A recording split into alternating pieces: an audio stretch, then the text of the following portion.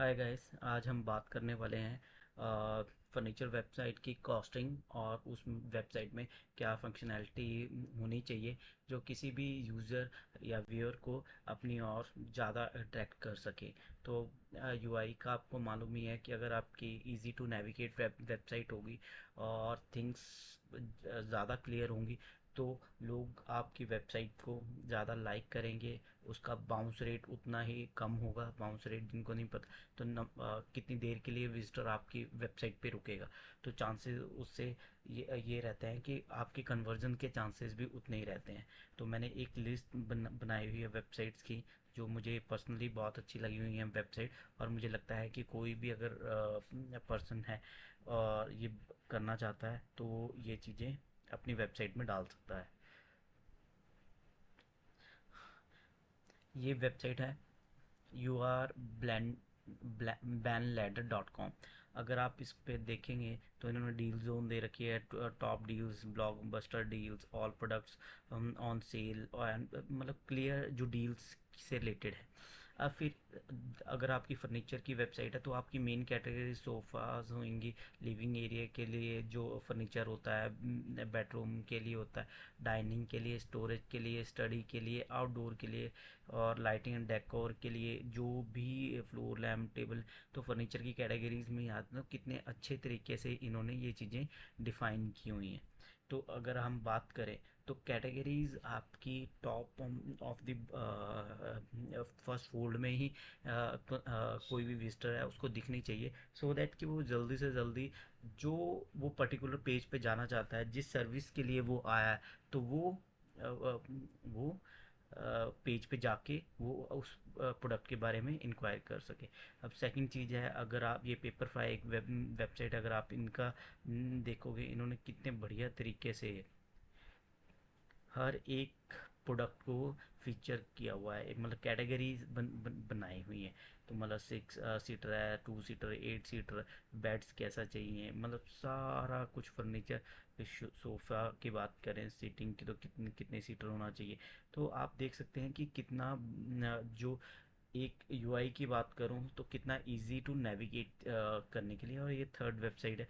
अगर आपकी वेबसाइट छोटी है तो इस तरीके से आप अपने उसमें ये डाल सकते हैं। तो कैटेगरी सबसे ज़्यादा इम्पोर्टेंट रोल प्ले करती है, और मेरी लिस्ट में ये टॉप नंबर पे है। और फिर सेकंड नंबर पे चलते हैं। अब सेकंड नंबर पे जिसकी हम बात करेंगे वो है सर्च बार। सर्च बार भी आपका टॉप फोल्ड में ही होना चाहिए, सो दैट कि इन केस अगर वो कैटेगरी में नहीं जाना चाहता और जस्ट उसने कोई भी चीज़ है, वो जैसे कुछ भी है उसने अपना टाइप किया, for example beds, beds type किए या बेड, तो डायरेक्टली वो सर्च के थ्रू उस प्रोडक्ट, पर्टिकुलर प्रोडक्ट पे चला जाए। तो ऐसे ही आप, अगर मैंने टॉप की वेबसाइट निकाली है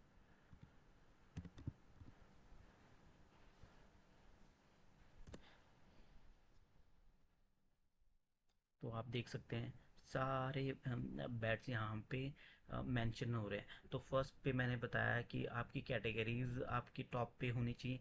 सेकंड, आपका सर्च बार आपके उसमें होना चाहिए। चलो अब थर्ड पॉइंट की बात करें। जो थर्ड पार्ट मेरे उसमें सबसे ज़्यादा इम्पोर्टेंट मुझे लगता है कि किसी भी वेबसाइट की क्रेडिबिलिटी इंक्रीज़ करने के लिए, वो है कॉन्टैक्ट अस पेज।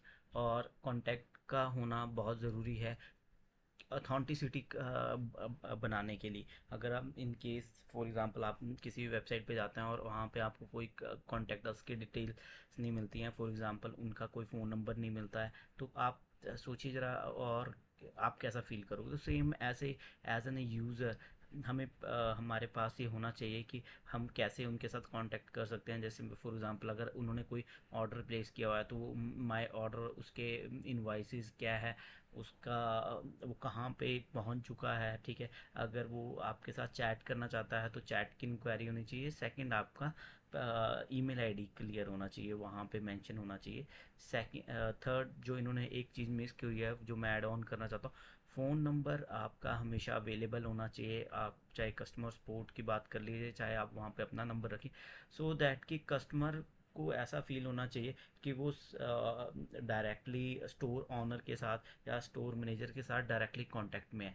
तो ये जो चीज़ें होती हैं ये क्रेडिबिलिटी इंक्रीज करने में हेल्प करती हैं। चलिए अब चलते हैं।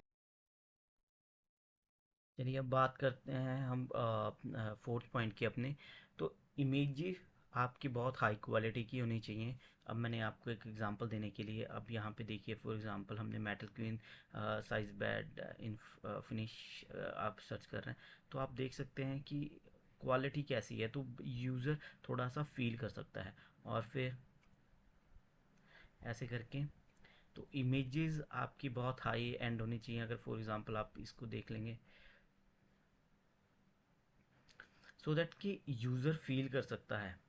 अब ये देखिए पेपर फ्राई वालों का, इवन वो फैब्रिक क्या है वो पर्सन फील कर सकते हैं। तो जो चांसेस रहते हैं किसी भी कन्वर्जन करने के लिए, जो मैं ये सारी डिटेल्स आपको बता रहा हूँ, हम काफ़ी टाइम से अपने कन्वर्जन रेट पे काम कर रहे हैं, एंड वी नो दैट कि कौन सी चीज़ें वर्कआउट करती हैं और जो यूज़र है और विजिटर है वो कैसे वहाँ पे रह के क्या ढूँढने की कोशिश करता है। अगर उसको क्लियर इमेजेस मिलेंगी, सब कुछ क्लियर मिलेगा, तो चांसेस आपके ज़्यादा रहेंगे आपकी वेबसाइट से कन्वर्जन के। तो बेसिकली अगर आप बात करो, आपने कोई भी स्टोर ओपन किया, इन केस किसी भी सिटी में ओपन किया, तो आप नॉर्मल लेके चलिए, आपका कम से कम नहीं तो 500 टू $1,500 मिनिमम रेंट हो सकता है। अगर इन केस वही काम अगर आप अपनी वेबसाइट के थ्रू करते हो, ऑनलाइन स्टोर के थ्रू करते हो, तो आपको आपकी जो मैन पावर है उसका खर्चा बच जाता है, आपकी इलेक्ट्रिसिटी का खर्चा बच जाता है। और थर्ड चीज़ आपका इस मेंटेनेंस तो चलो है ही है, प्लस रेंट जो सबसे ज़्यादा मेजर इम्पैक्ट डालता है किसी भी उसमें। तो अगर आ, आप अगर ऑनलाइन स्टोर बना लेते हैं, तो आपकी शॉप एक तरीके से विदाउट सिक्योरिटी गार्ड 24/7 ओपन है। तो कभी भी कोई पर्सन आपके पास आ जाता है। तो अगेन हम जिस बात पे थे कि इमेजेस काफ़ी हाई क्वालिटी की होनी चाहिए। अभी तो इन वेबसाइट में एक चीज़ मुझे नज़र आ रही है कि इन्होंने किसी भी वेबसाइट ने वीडियोस नहीं दी हुई। अगर इन केस अगर वो वीडियोस भी अगर डाल सके, तो आई थिंक वो क्रेडिबिलिटी बढ़ाने का और भी एक तरीका हो सकता है। चलिए अब फिफ्थ पॉइंट की बात करते हैं। फिफ्थ पॉइंट जो मुझे एक इम्पॉर्टेंट लगता है, आपके सोशल मीडिया आइकन्स आपके वेबसाइट पे ज़रूर होने चाहिए। इन केस कोई भी पर्सन है वो कोई प्रोडक्ट परचेज करना चाह रहा है, तो ज़रूर ना ज़रूर वो आपके सोशल मीडिया अकाउंट ज़रूर चेक करेगा कि आपने कितनी वहाँ पे इमेजेस डाली हैं, किस तरीके का कंटेंट शेयर कर रहे हैं, क्या आपकी जेन्युइनिटी है। तो ये सारी चेक करने के लिए अगर आप तीनों वेबसाइटें देखोगे, और तो उन्होंने तीनों ने अपना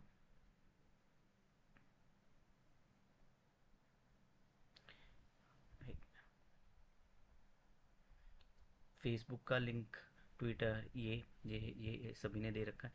अब इस पे बात करें तो ऐसे ही यहाँ पे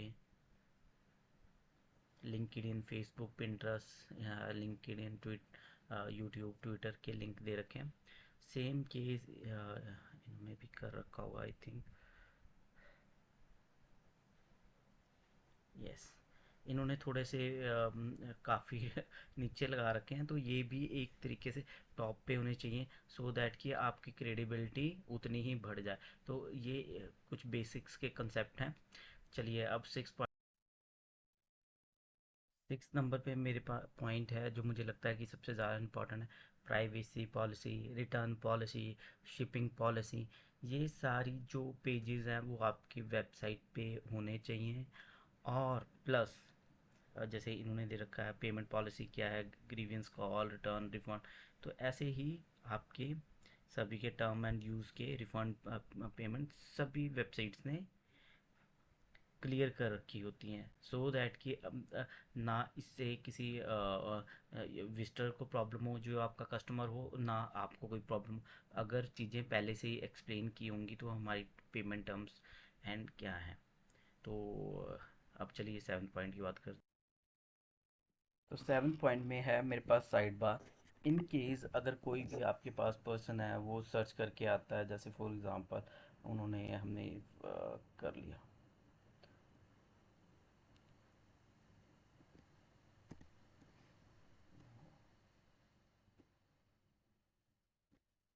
जस्ट होल्ड ऑन।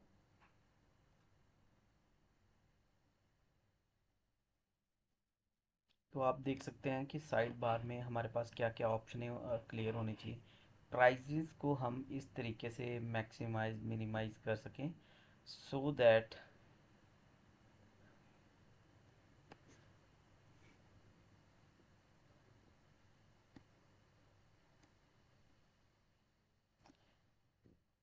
पर्सन अपने बजट के हिसाब से जो चीज़ देखना चाहता है वो देख सके। अब यहाँ पे आप देखिए पॉलिश फिनिशिंग में इनके पास दो प्रोडक्ट हैं। अगर वो इनको भी सिलेक्ट करता है देन वो उनके पास डायरेक्टली इस ये पेज रिफ़्रेश हो जाएगा और इसको वही चीज़ें शो होंगी। अब यहाँ पे एक टिक है डिस्काउंट का। तो अगर कोई भी पर्सन डिस्काउंट पे करता है तो इस पे 35% डिस्काउंट है इस पे। तो एक तरीके से ये साइड बार आपका हर प्रोडक्ट के साइड में होना चाहिए, सो दैट कि कस्टमर को ज़्यादा यूआई इजी लगे। जितना कस्टमर को यूआई अच्छा हुआ, यूज़र इंटरफेस, जैसे अगर बात करूँ अगर सर्च इंजन आपके एमएसएन भी है, याहू भी है, बिंग भी है एंड गूगल भी है, बट 90% लोग कहाँ जाना पसंद करते हैं? गूगल के ऊपर, जस्ट बिकॉज ऑफ कुछ नहीं है, सिंपल जिस काम के लिए वहाँ आते हैं, सर्च बार टाइप किया, आपने जो रिज़ल्ट देखने हैं वो देख सकते हो। तो सेम कंसेप्ट हमारा वेबसाइट के साथ भी होता है। अगर क्लाइंट जो चीज़ देखने आया हमने उसको वही दिखानी है, और साइड बार में आप उसको अपने अकॉर्डिंग सेलेक्ट करने की ऑप्शन दे देंगे तो उतना ही बेटर रहेगा। चलिए अब एट्थ पॉइंट की बात करते हैं। एट्थ पॉइंट में मेरी लिस्ट पे है यूज़र्स के फीडबैक, कस्टमर के रिव्यूज़। किसी भी, चाहे हम जो मर्ज़ी कर लें, अगर उस प्रोडक्ट से रिलेटेड आपके रिव्यूज़ कम है, अगर हम अमेज़ॉन की बात करें तो आप 10 बार सोचोगे वो प्रोडक्ट लेने के लिए। अब ये फर्नीचर है वो मोर देन $200 से अबव की चीज़ें जाती हैं। अगर आप के रिव्यूज़ वहाँ पे अच्छे नहीं होंगे तो लोग परचेज़ करने से 10 बार करें सोचेंगे। तो हमें क्या करना है, अपने वहाँ पे रिव्यू फंक्शनैलिटी बनानी है, सो दैट कि कभी भी कोई पर्सन कोई प्रोडक्ट परचेज़ करे तो हमें उसको रिव्यू फंक्शनैलिटी के थ्रू कस्ट उसने हमें रेटिंग्स कितनी दी हैं और उसने हमें उस प्रोडक्ट के लिए रिव्यूज़ कितना दिया है। हाँ, ये हो सकता है कि हम जो रिव्यूज़ दिखाना चाहें वो दिखाएं, जो नहीं दिखाना चाहें ना दिखाएं।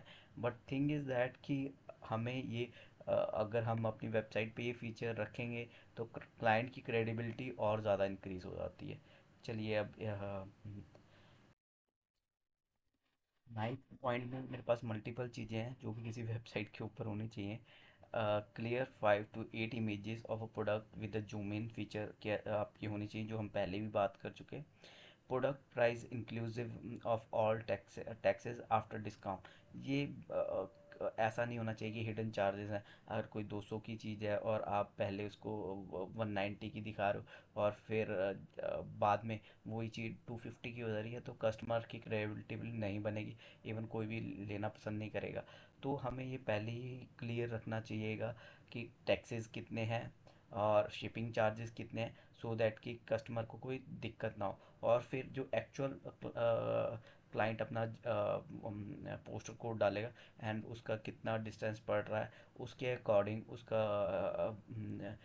शिपिंग चार्जेस कैलकुलेट होके वो अपना एक्चुअल प्राइस देख सके। ऐसा ना हो कि पेमेंट करने पे हम वो एक्चुअली देख रहा हो कि मेरे को इतने का प्रोडक्ट पड़ रहा है, तो हम किसी भी तरीके से ये क्रेडिबिलिटी नहीं बना पाएंगे।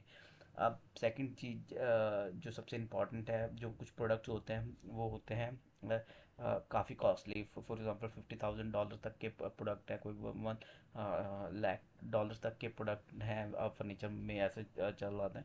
तो आपको इजी टू ईएमआई ऑप्शन भी अगर आप उनको अवेल करके दे सकते हैं तो इससे बढ़िया बात कोई नहीं हो सकती है।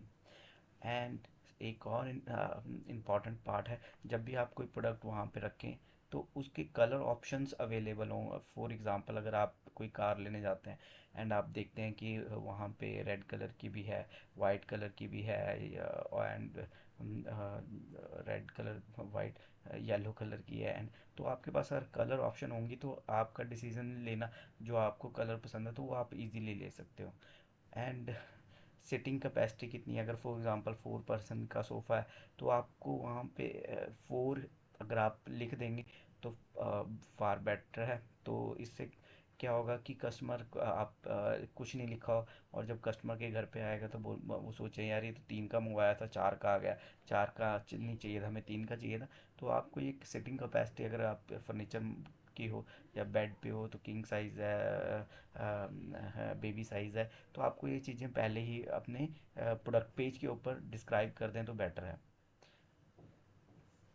और कुछ और मेरे पास पॉइंट्स हैं।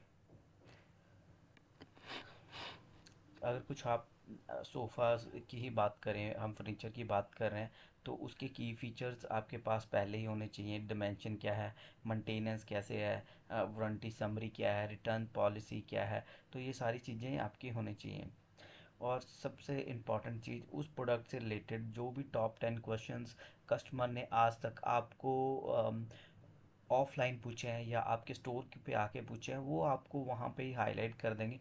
तो इससे आपके चांसेस और ज़्यादा बढ़ जाएंगे सेल के लिए। तो ये कुछ पॉइंट्स हैं जो मैं हाईलाइट करना चाहता था कि कोई भी पर्सन है अपनी फर्नीचर वेबसाइट बनाना चाहता है तो उसमें ये फंक्शनैलिटी ज़रूर होनी चाहिए। तो मैंने जो आपको बताया कि जो आप, अगर आपका ऑफलाइन स्टोर है और आप विजिबिलिटी के प्रोस्पेक्टिव से आप चाहते हैं कि कस्टमर मेरे ऑफलाइन स्टोर पे विज़िट करे, तो आपकी जो प्रेजेंस तो ज़रूरी है। कि किसी ने भी, अगर आप फॉर एग्जांपल कैलिफोर्निया की कोई सबअर्ब में हो और आप चाहते हो कि उस सबअर्ब को सर्च करके फर्नीचर शॉप नियर मी, आप वो सुपर्ब सर्च करके तो आपकी वेबसाइट है वो ऊपर आनी चाहिए। उसके डिफरेंट कंसेप्ट हैं।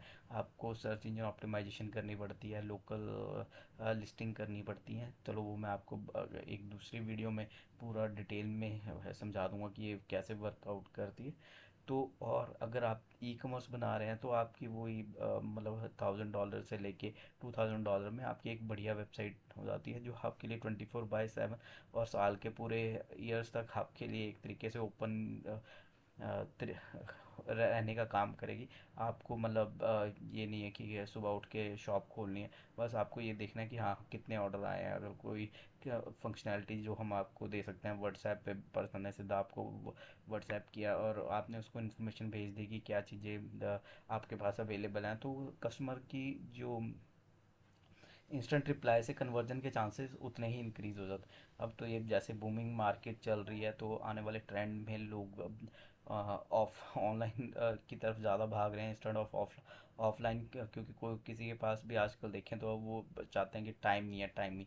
तो बेटर ये है कि ऑनलाइन स्टोर हो, वो वहाँ से जाके अपना प्रोडक्ट जो भी वो रिसर्च करके सेल करके लें। चलिए अब आज के लिए इतना ही काफ़ी है इस वीडियो के लिए। अगर नेक्स्ट वीडियो में फिर मैं आपको जो भी दूसरी वीडियो में बताऊंगा कि इनकी सर्च इंजन ऑप्टिमाइजेशन कैसे की जा सकती है। ठीक है, thank you very very much.